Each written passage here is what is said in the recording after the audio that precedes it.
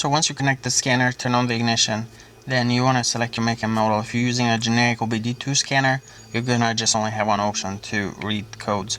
But in this case, this scanner is an old system scanner and can get into all the modules on this vehicle.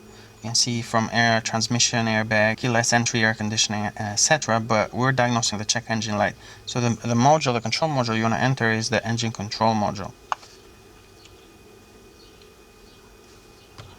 Press OK. Now here, there's a few things that you can do. You can read DTCs, and that's diagnostic trouble codes. You can clear them, and you can view live data from various sensors that are mounted on the engine and throughout the car that send data to the engine control module. You can do the same with any sensor. You can view live data, but you'll have to go, if you want to see data from the transmission module, you have to go to transmission control module. Here we're in the engine control module, and let's first read codes. And you can see here we have 3 codes: turbocharger boost sensor, intake air temperature sensor.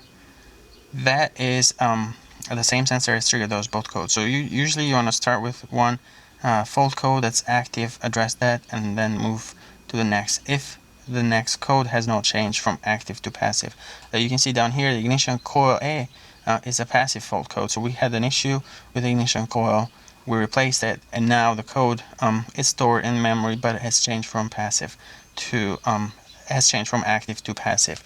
Now, if all these codes, if we fix all these issues, they will all change from active to passive. But it usually takes 2 to 3 days of normal driving for those codes to change from active to passive on their own, and for that check engine light to reset on its own. So yes, the check engine light can reset on its own if there's no active codes present. Usually, like I said, it takes 2 to 3 days for normal driving for most people.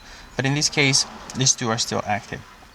So if you wanted to clear the code, once you do fix all of them, and you can come back and you can go to clear fault codes. Press yes. And do we want to clear them? Yes. Now, we did not fix the turbo boost sensor, so those codes are still there. So a lot of times you can see the check engine light turned off, but as soon as we start the car, the check engine light will come on. It could take sometimes maybe 1 or 2 driving cycles for that check engine light to come back on, depending on what the code is and how quick the car detects that issue. But if you don't fix a problem, if it shows active and you're not fixing, you're just clearing the codes, that check engine light will come back on.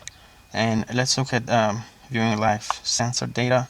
And you can see here, you can see so many sensors. You can see values from almost everything that sends a signal to the engine control module. So this is good for troubleshooting if you want to compare like the oxygen sensor values, or if you want to check engine oil temperature, engine speed, RPMs, anything that you like, you select it, and then you'll be able to see the values live.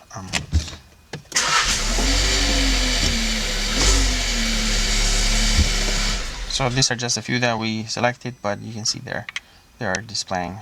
Some of them might not, depending if the car has that sensor or not. So it might not show a value if that sensor is not present for your make and model. But you'll be able to get a lot of data from there. And that's it.